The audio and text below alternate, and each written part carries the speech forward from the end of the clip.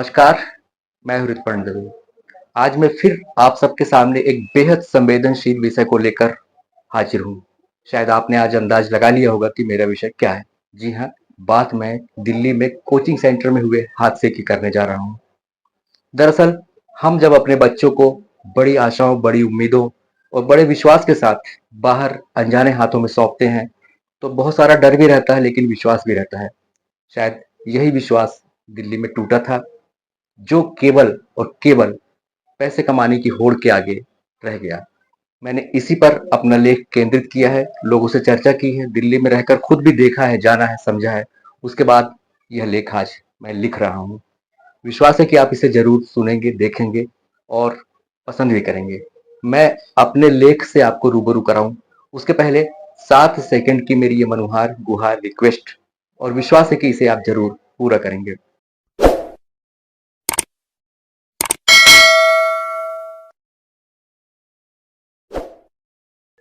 तो आइए मैं अब सीधे अपने उस लेख पर आपको लेकर चलता हूं, जो देश के अति प्रतिष्ठित हिंद समाचार लिमिटेड के लोकप्रिय हिंदी दैनिक पंजाब केसरी, उर्दू दैनिक हिंद समाचार, पंजाबी दैनिक जगबानी और दिल्ली एनसीआर से ही प्रकाशित बेहद लोकप्रिय हिंदी दैनिक नवोदय टाइम्स में प्रकाशित हुआ है।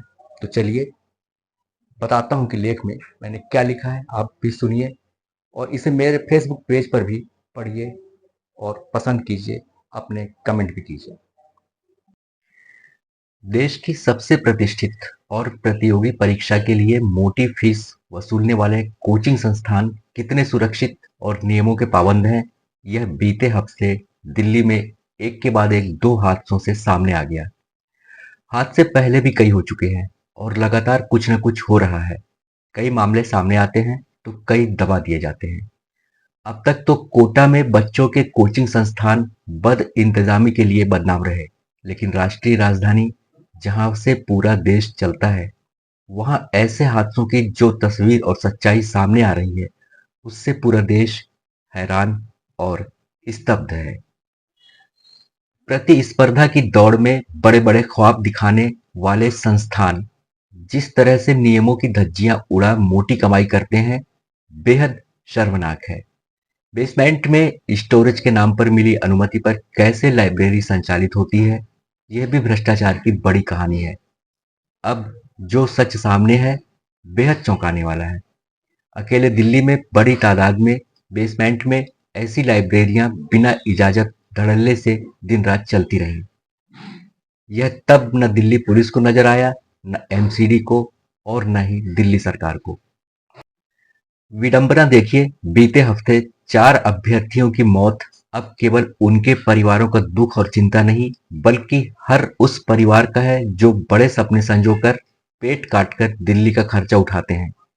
लाखों की फीस, लाइब्रेरी का हजारों को बिल और रहने खाने के इंतजाम पर कम से कम 15-20 हजार रुपए मासिक खर्च। कोई जमीन बेचकर, तो कोई गहने गिरवी रख, तो कोई कर्ज लेकर सपने सच करने दिल्ली पहुंचाया जाता है। तीनों मृतक नेविन डेल्विन, श्रेया यादव और तान्या सोनी बेहद होनहार थे। सिविल सेवा की तैयारी में जुटे थे, प्रीलिम्स में सफल होकर दूने उत्साह में थे। 27 जुलाई को कोचिंग सेंटर के बेसमेंट में की लाइब्रेरी में आए, जहां एकाएक बरसाती पानी घुस गया। प्रवेश निकास की बेहतर व्यवस्था थी नहीं, ऊपर से बायोमेट्रिक प्रणाली ठप हुई और फंस गए तथा जान गंवा बैठे।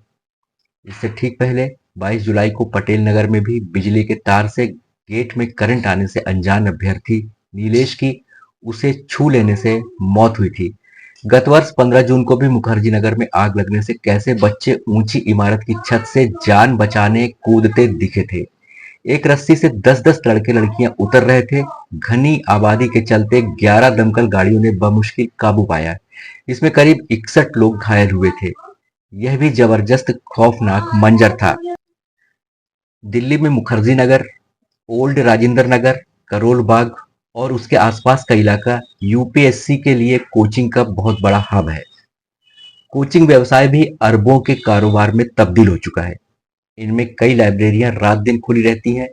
प्रतिस्पर्धी माहौल के ताने बाने में युवा फंस जाते हैं, जबकि सच्चाई यह है कि सिविल सेवा की परीक्षाओं में सफलता का प्रतिशत अमूमन 0.01 से 0.2% तक ही है।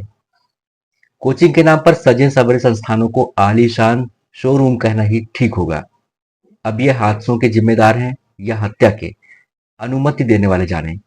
इनकी तो बस मोटी फीस लेकर सिंगल स्टडी रूम में सैकड़ों बच्चों को माइक से पढ़ाने के अलावा कोई नैतिक जिम्मेदारी भी नहीं। तमाम हादसों से साफ दिखा कि सुरक्षा मानकों की कैसी अनदेखी होती है।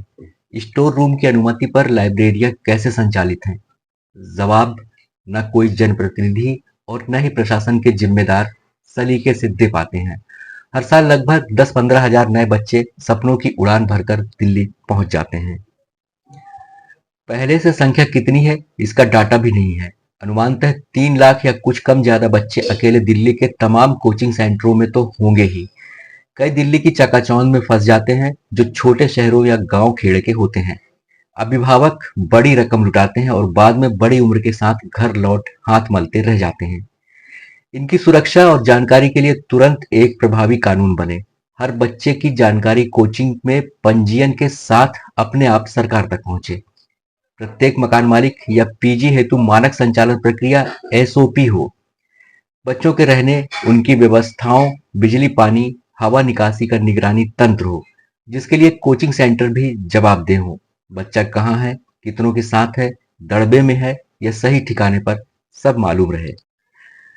आवास इलेक्ट्रॉनिक सर्विलांस पर रहें जो असंभव नहीं है, ताकि कहीं से भी कभी भी मॉनिटरिंग हो सके। वैसे इस प्रतियोगी परीक्षा की तैयारी करना और इसके पूरे सिस्टम से गुजरना बड़ी चुनौती या पहाड़ तोड़ने और एवरेस्ट फतह जैसा है। देश के कोने कोने से युवा बड़े सपने संजोए आते हैं और कैसी कैसी कीमत चुकानी पड़ती है सबके सामने है।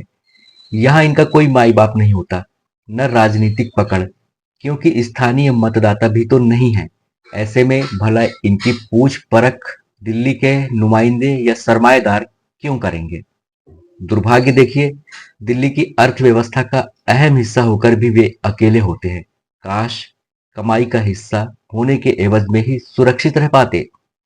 पता नहीं कब तक ऐसी हत्याएं गैर इरादतन ही सही होती रहेंगी।